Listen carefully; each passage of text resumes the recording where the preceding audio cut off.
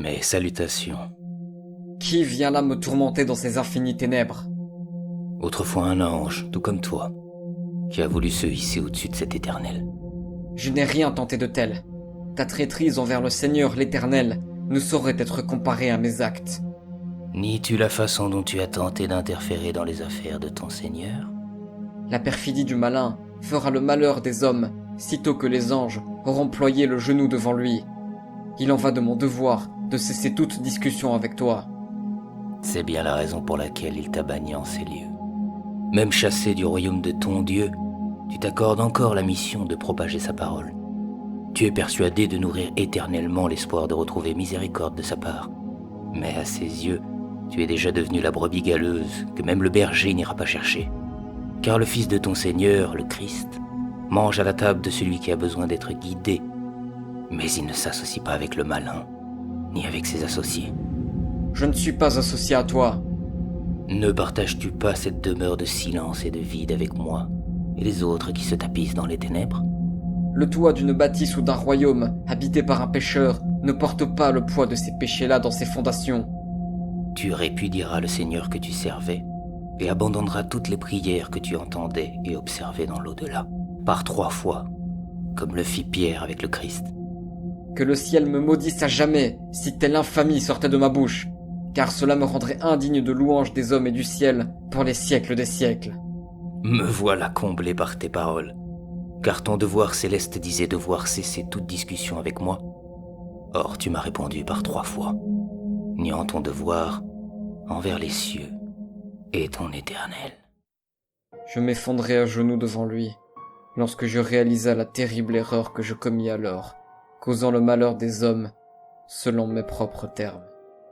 Cet ancien ange, c'était Lucifer. Un ange, loué 1000 fois par les autres anges et béni du Seigneur.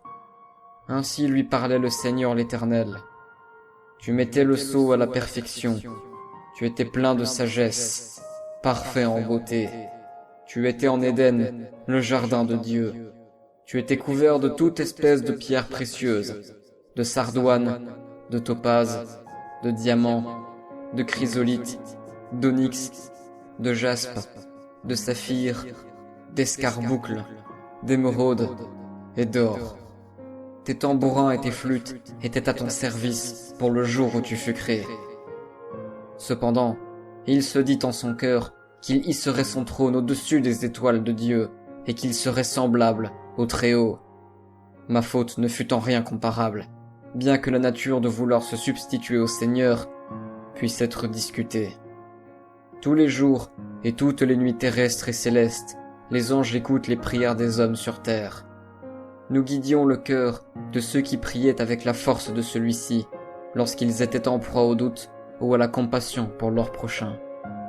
Mon premier péché fut de laisser le cœur noirci des hommes noircir le mien à mon tour.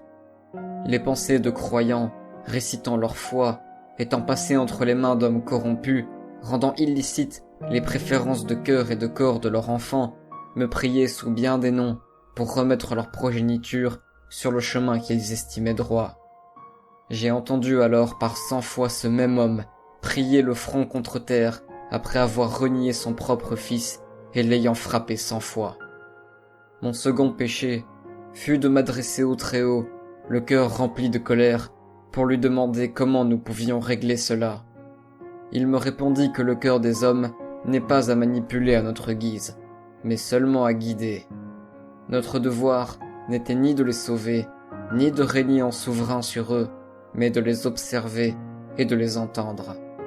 Je savais tout cela dès ma création, mais mon péché réside dans l'oubli de cet ordre-là. Mon troisième péché est d'avoir désobéi et d'avoir voulu descendre sur terre pour sauver cet enfant renié qui dormait désormais à même le sol froid de l'extérieur et car mon cœur noirci réclamait vengeance et violence auprès de ce père violent. Mes frères m'ont rattrapé avant que je n'eus quitté le royaume des cieux pour rejoindre la terre des hommes. Le Seigneur Tout-Puissant m'a chassé, précipité dans la montagne et m'a fait disparaître. Ce royaume sans maître, dans lequel j'erre dans le tourment, sera ma demeure pour les siècles des siècles, jusqu'à en oublier mon propre nom. Mais quand les 1000 ans seront passés, je serai libéré de ma prison, et je sortirai pour punir les hommes indignes, aux 4 nations, au coin de la terre.